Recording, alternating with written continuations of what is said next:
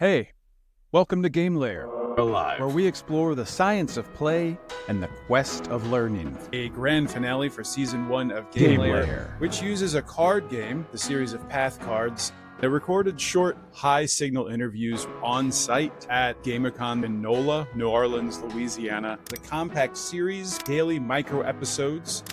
I'd like to move to the domain of play. Hello, David Kolmer here again with my next victim, my next guest on the show.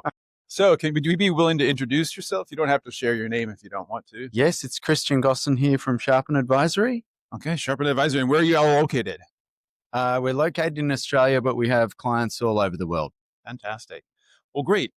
I like how you picked the science and logic card. So could you speak why you think that you lean towards falling on science and logic over anything else? Background as a boring accountant, for me, It's sort of is quite easy to go on the logical side versus the other side of the spectrum, which you had as witchcraft or something like that. So, I'll go that side. Yeah. So less on the casting of spells and more on logic and science. Yeah, for I sure. like that. Okay, so it was really interesting because you said you don't want to talk about the future of games because you're not huge into games, and I can totally respect that. And then so you went with building and design, but then you wanted to add back in the future. So you're kind of doing a hybrid here. So we're talking about the future of building and design. I'm just in the middle of trying to understand AI and the impact on how we design digital experiences and then how we build them and how that whole value chain of who's doing what is changing. Okay. So who's doing what? We're talking about roles here. So how do you see the roles changing, or did I say that? Yeah, I mean, it used to be quite a process where you would have, a wireframe completed, and then you would have designers would come and make that pretty, and then the whole way along, you've got your architects making sure that things are fine from a build process and safe and all those sort of things. And with the advent of agentic AI and all these other types of AI parts of the process of going from an idea to an executed digital experience, things have all just been shaken up in the last 2 years, and where everybody has a different approach to how to use those different AI elements, and we're all trying to figure out what works best for us on each different project. Around the future of building and design, it's a really interesting time at the moment to try and figure out, what to be using, when to be using it, who should be using it, all those things. Yeah.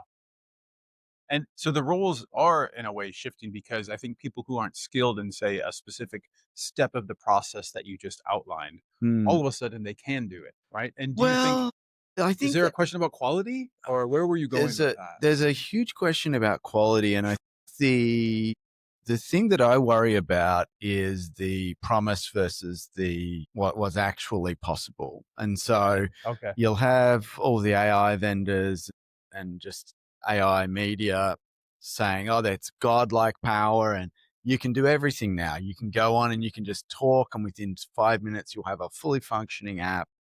And it's just not true. So particularly if you're trying to do the more functionality that a platform requires, the more careful consideration of architecture and security and all these type of things are needed. So my concern is that people are going to sort of jump in and create things that are then going to have harm through privacy breaches and other types of breaches like that, as well as people just getting frustrated because they're trying to do something that these platforms, AI platforms and AI help just actually can't help them with the level of help they need.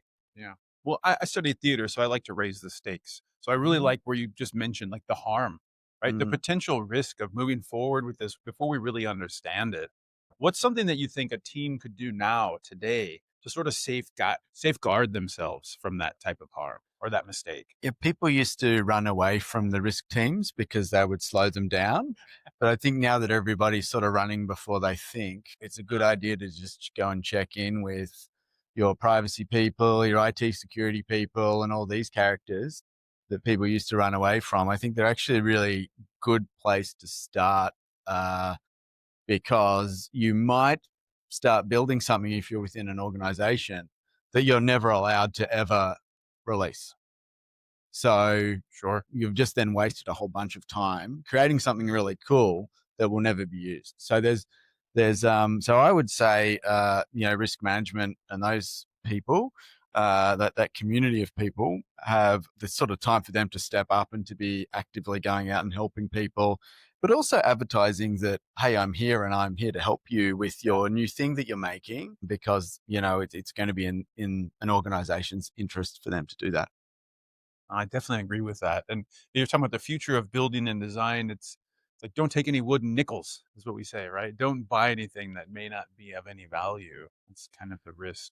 And then your solution is then to speak to the folks who are in risk management. Yeah, and I think so many people are talking about design and the impact on the design community, because that's the first thing people are seeing. They're looking at make an icon or make a picture or even make videos. And I was just in a session here looking at some incredible advances in that field, from taking photos of people and turning them into videos. And I couldn't distinguish it on the screen that it was a video. The deepfake thing is, happening to the person sitting next to me at the conference. So pretty crazy. Well, it's really exciting, but everyone's talking about the design elements, but nobody's sort of talking about the architecture, all the boring stuff that traditional IT and tech people have done, in the iceberg below the water, all the stuff nobody sees. Right. Everybody from AI is just focusing on what you can see on the top layer. Right. But all the stuff underneath still needs to get done. Yeah. And trusting it to an agentic AI is a platform, an agentic AI platform or a tool or whatever you want to call them, is a dangerous game. Yeah. Yeah. I love it.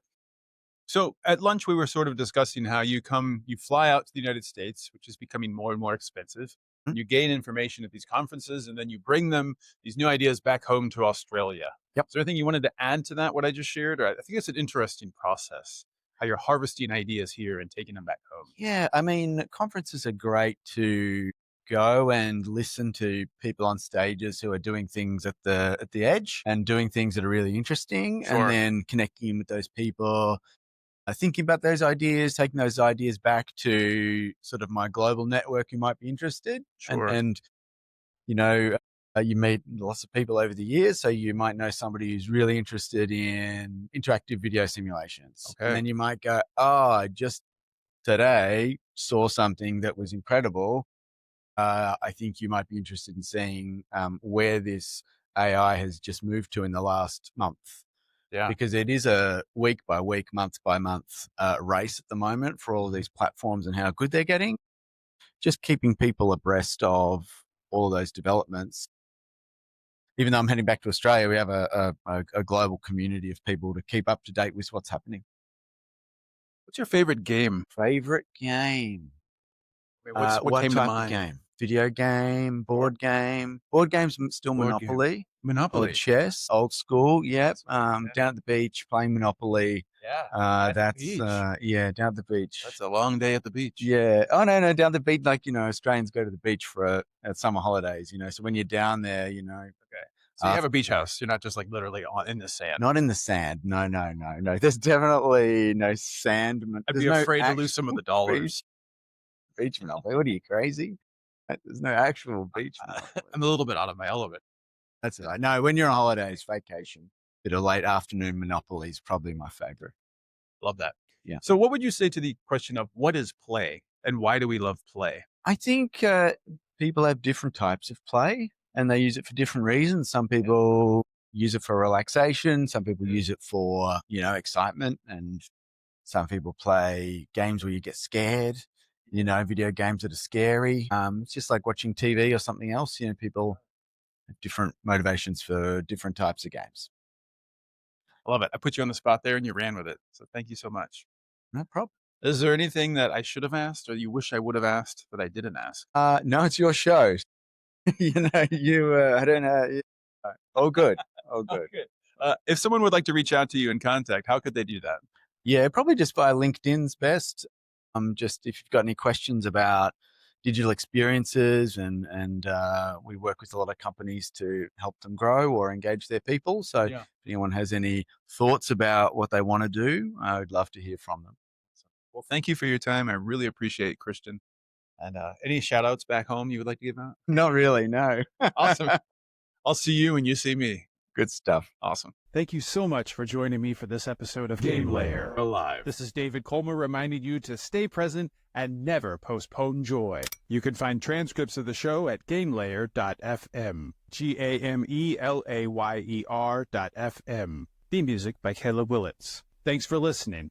Now go. Play. I play chess. I play Scrabble. I play fauteuil. I play everything. Hide and seek with my kids. I play the piano. I play board games. I play guitar. I smash it on the pitch. I play chess. I play Othello. I play all the Marios. I play Success Strategist.